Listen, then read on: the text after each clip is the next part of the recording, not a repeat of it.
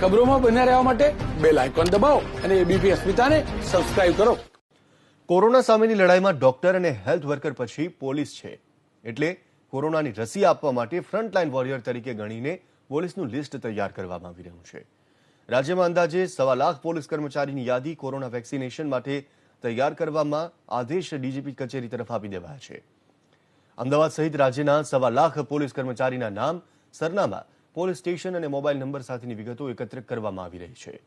રસીકરણ શરૂ થશે એટલે દરેક પોલીસ કર્મચારીને તેમના મોબાઈલ ફોન પર રસી ક્યારે, કયા અને કેવી રીતે અપાશે તેની વિગતો મોકલી આપવામાં આવશે. મહત્વનું છે કે રાજ્યમાં અત્યાર સુધી 1211 જેટલા પોલીસ કર્મચારીઓ કોરોનાગ્રસ્ત થયા હતા, જે પૈકી 1011 લોકોને રજા આપી દેવાઈ.